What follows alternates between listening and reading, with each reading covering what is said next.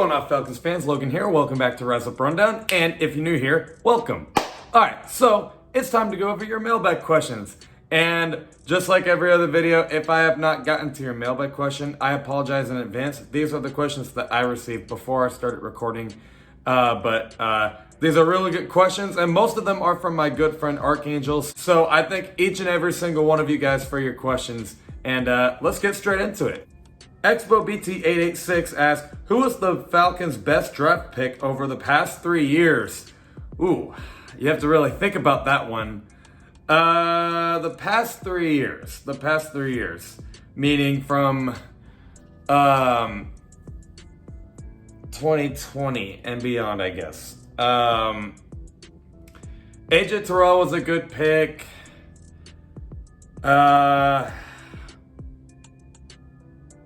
Honestly, I'll go with AJ Terrell because I do like the 2022 draft class, but we can't really say that one of those players was like our best draft pick yet, you know, because it was only 1 year that they played. It was only 1 year, so let's kind of wait a little bit.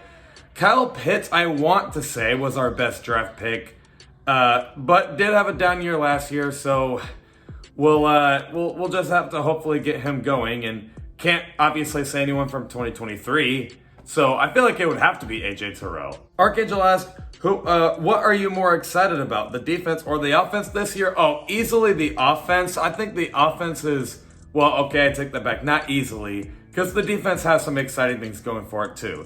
I do want to see what our new defensive coordinator can do with the pass rush and what Jesse Bates can do. But I just want to see how historically great this run game is going to be. It's a bit of a bold prediction. I do think that this run game is going to be like historically great with Bijan and Arthur Smith designing the play calling and the quarterback run design and all that. And then hopefully we can get Kyle Pitts and Drake London and Desmond Ridder developed as well. And also, I mean, we do have an offensive-minded head coach, so I would expect that he has some tricks up his sleeve for 2023. So I would have to say the offense. Archangel asks, out of all the free agents left out there, who would you love to see our Falcons sign before the season starts? Honestly, the only free agent that I really want to see is DeAndre Hopkins. Every other free agent for me is just kind of like, you know, it'd be cute, it'd be nice, but I'm not in this big desperation to go get them.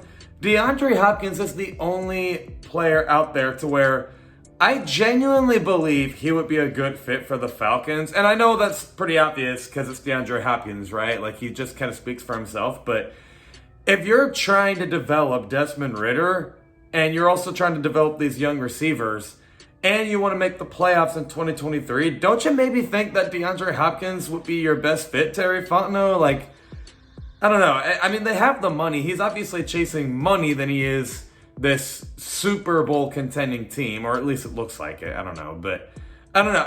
I would get him. Every other player, again, it would be like nice, but there's not a single player in free agency where I'm just like, oh yeah, get him right now. I'm just like, you know, it'd be nice, but I really want to see what this roster can do before we make a ton of moves, if that makes any sense. But DeAndre Hopkins, I would like to see. Archangel asks, are you interested in doing a show or 2 or 3 or 4 or etc. with any NFC South content creators, Bucks, Panthers, Saints, or all before the season, during the season, after the season, or during the year? Of course I do. And I know I said I have another interview coming on this channel, but it is not an NFC South content creator, or I'm sorry, it's not an Atlanta Falcons content creator. So I am very interested in having an interview that doesn't really have to do with the Falcons only. I would kind of like to interview maybe, I don't know, a Panthers content creator and be like, so in my personal opinion, I think the Falcons could split the series versus the Panthers. What do you think about that? What is going on with the Panthers that us Falcons fans don't know and we should look out for? That kind of good stuff. And just getting to know the team a little more would help us Falcons fans know what we're getting into. And it's just kind of nice to, you know, just have a little bit of a little bit of love for your division rivals, right? So, I don't know. But is there any NFC South / any other NFL content creator coming on the channel? Not as of now, but I would like to do it. Archangel asks, will the Falcons be a much more balanced offense this year? Yes. I think that this offense, I know their goal at least should be a top 10. Will they be a top 10? I mean, I don't see why not. You know, like they got an underrated offensive line. I really like the direction of their offensive line. And obviously Arthur Smith calling the plays. I still believe in Arthur Smith a lot. The run game speaks for itself. So the fact that we're going to be great on the run already is a huge step in the right direction if you want a balanced offense. The only thing I guess I would understand if you had questions on is the passing game. Like if you said, I'm not so sure what to make of our quarterback and the receivers, like I would understand it, but I feel good about it. So, but I overall expect a balanced offense. Archangel asks, what are your expectations of Arnold Ebiketie this year? I personally think he's going to have a much bigger year than he did last year. And I'm not trying to be biased. I'm not trying to just say this to make everyone happy. Arnold Ebiketie was like my favorite pick from last year, I think. And then, honestly, before he got injured, I thought he was on track to have a really good season. And if you ask me, like outside of Grady Jarrett and David Onyemata and all that, like what pass rushes are you looking forward to? I always say Arnold Ebiketie. I really think he's in for a really big year. He's still very young, and he was a second-round pick. I think people sometimes forget that. Like, he was a second-round pick. He still provides a lot of value, and he's going to be coached up by Ryan Nielsen and these older veterans. He should be having a big year. Is he going to have a double-digit sack season? I don't know about that, but maybe, like, he could have 5 or 6 sacks, which sounds kind of low, but I mean, for someone that was injured last year and is only in his second year here, I think that should honestly be pretty good. At most, maybe like 7, maybe 8. Maybe 8 is a bit of a stretch, but 7 or 6 sacks I think is probably realistic, I would hope. Kingspur3535 asks, you've been looking into the 2024 draft class any? If so, what prospects are you looking at the Falcons could potentially get? If for some reason Ritter does bad, which probably won't happen, fingers crossed, I'd look at Drake May, because most likely we're not getting Caleb Williams. You know what? I am literally the same. As far as the 2024 draft class goes, now just like you said, fingers crossed that Desmond Ritter does not, you know, I want him to succeed.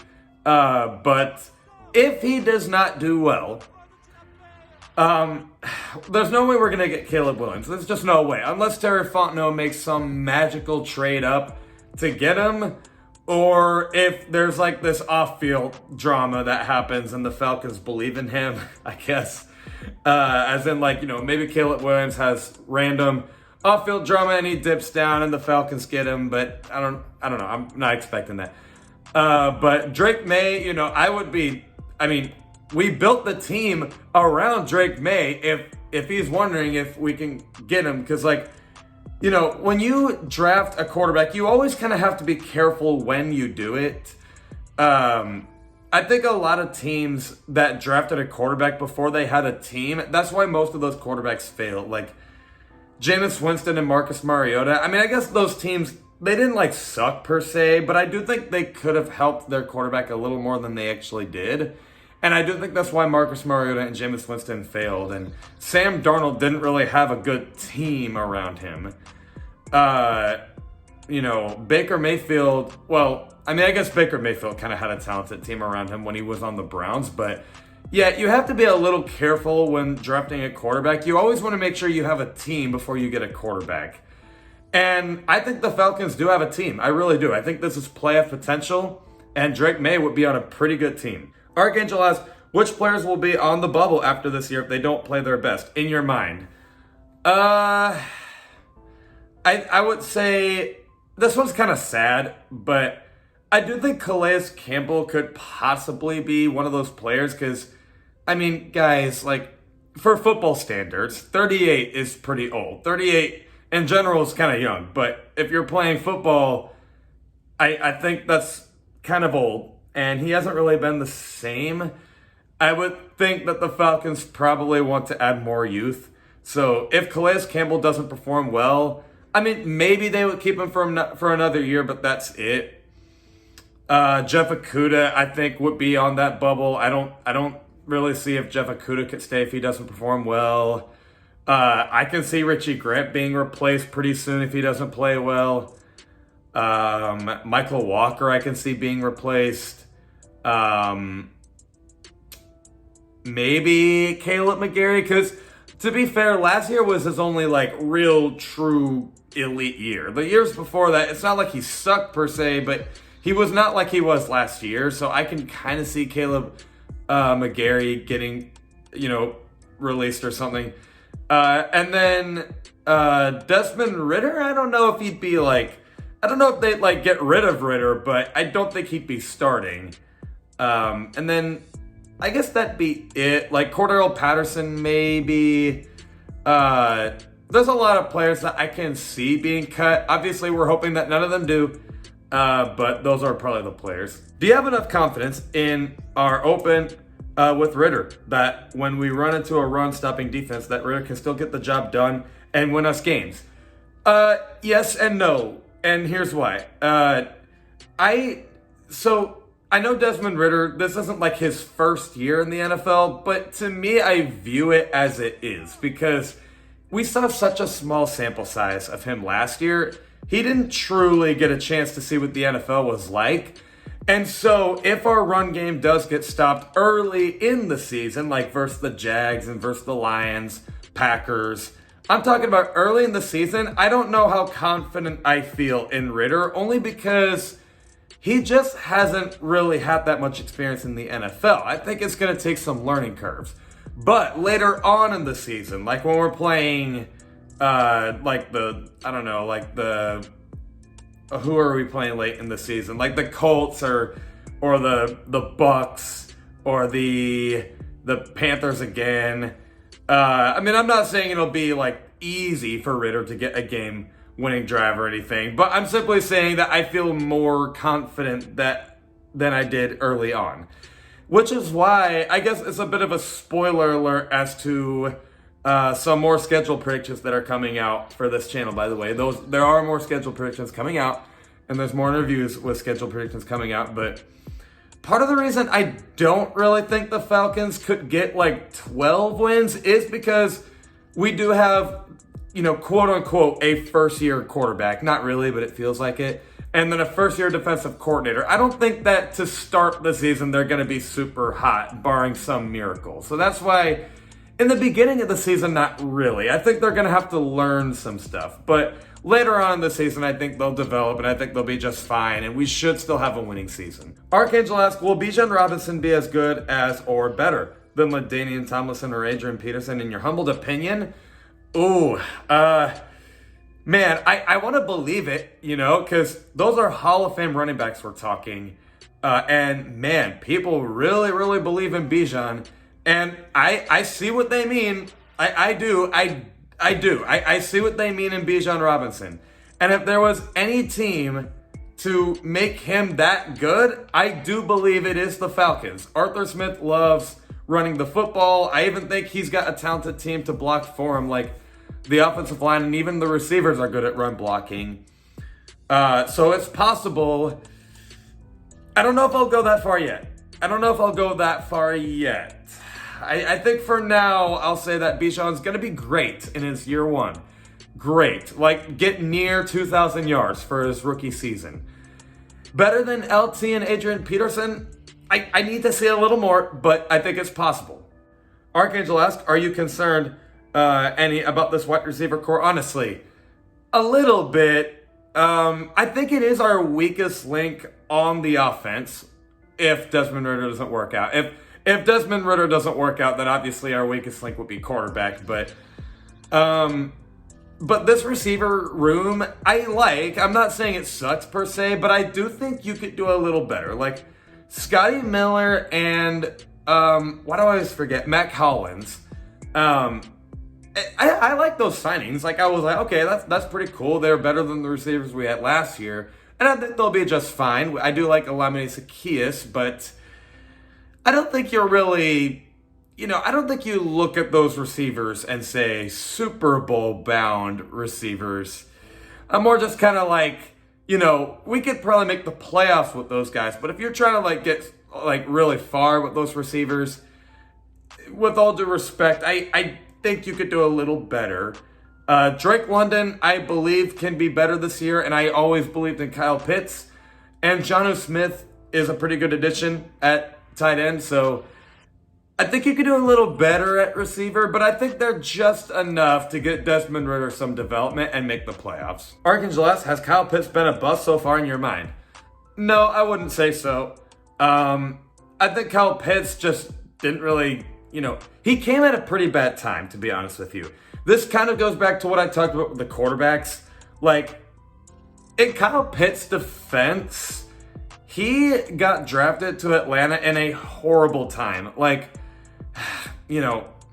People in 2021, I appreciate the fandom and the optimism, but with all due respect to anyone that wanted to win now under Matt Ryan, with all due respect, we were never going to win under Matt Ryan. We just never were. I never thought it was going to work out. The team was too young, and Matt Ryan was aging. As you can see, it would not have worked if we kept Matt Ryan. So Kyle Pitts, in his first year, he was really only with a good quarterback. And then the rest of his team was just too young and inexperienced. And then the year after, the team improved, but they were still young and inexperienced, I should say. And then they had a switch at quarterback.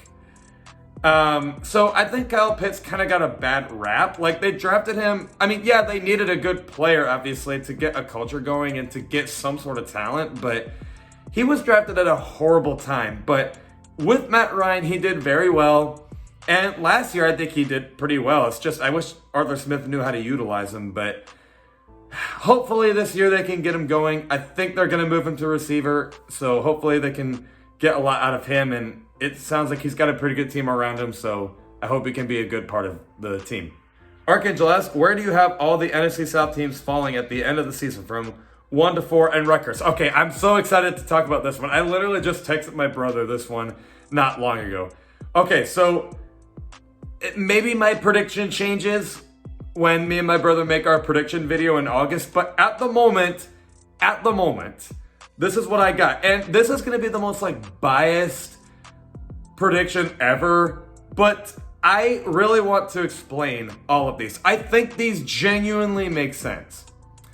First place, yes, really, I do think the Falcons are going to win. I know, you're like, oh my God, he's literally so biased.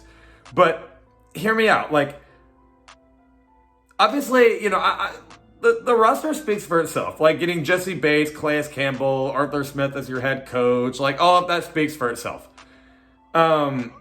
But now, I don't think the schedule is as easy as people want to make it out to be, but the schedule is another factor as to why the Falcons can win the NFC South. But I really do think that the other NFC South opponents have legitimate reasons not to win it. Now, I do think second place will be the Panthers. I think they'll have a great year. But for one thing, let's be honest, rookie quarterbacks never really make the playoffs. They just, I don't know, they never really do. And two, honestly, I just think the Falcons are a better team. Straightforward. I just do. I really do think the Falcons are a better team. But the Panthers are our biggest competition in the NFC South. Now, third place, this is probably where controversy comes in. I got the Bucs at third place. I think people are sleeping on the Bucs a little bit. I honestly don't think they're as bad as everyone makes them out to be. They do still have some of that Super Bowl talent. Now, yes, Todd Bowles and Baker Mayfield are question marks, but again, their roster really is not that bad, and Tampa Sports are killing it, so I imagine their home field advantage is going to be pretty tough as well. And, they're division rivals. Of course, we're probably going to split the series. As great as the Falcons have been, I don't think they have the benefit of the doubt to just say, yeah, we're going to sweep the Panthers and the Bucks and the Saints. Like, oh, okay, hold on. The Falcons have not had a winning season in a while. We can't just predict that right away. So that'll be tough. And then the Saints, Falcons never really played bad against Derek Carr. This is the only team I think we can sweep. We don't play bad against Derek Carr. They traded away their best talent to the Falcons, so I imagine their players are going to have a bit of a revenge factor versus the Saints. And then I don't really know about the Saints coaching staff. If you're talking about who is the best coaching staff in the NFC South, I really do think the Falcons are at least right there for the best coaching staff. I really believe in Arthur Smith. Ryan Nielsen, I think, should do good things. And I know I sound biased, but I really do think that could happen. And then Archangel asks, which player you just got to have sign something of yours? All right, so I'm gonna go a little more further back instead of just this year. Honestly, man, I would get Matt Ryan to sign my jersey because it's like that was the first quarterback I ever watched as a Falcons fan.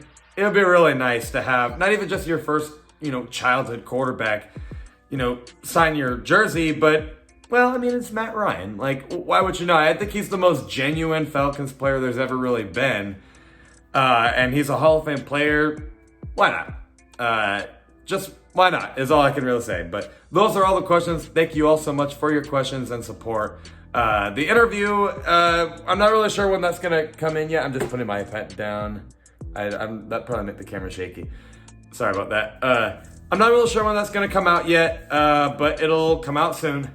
And the short skits, there's a couple more coming out as well. So I'm basically just saying that thank you guys for pushing me to make these videos and to make them the best that I can. And I hope that I'm doing the best that I can. And again, love and appreciate you all for the support.